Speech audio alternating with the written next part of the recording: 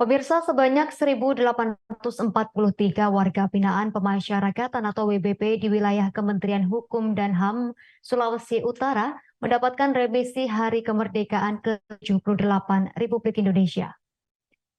Dari total 1.843 yang diusulkan, sebanyak 1.818 berada pada kategori RK1 atau pengurangan sebagian dan 25 WBP untuk RK2 langsung bebas.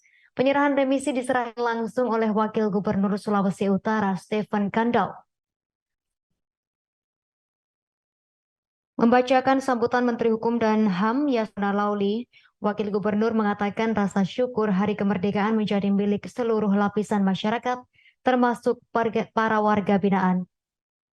Lanjutnya, pemberian remisi ini bukan semata-mata diberikan sukarela oleh pemerintah, namun sebagai apresiasi kepada seluruh warga binaan. Momentum ini katanya menjadi motivasi untuk selalu berkelakuan baik, mematuhi aturan yang berlaku, serta mengikuti program yang telah diatur.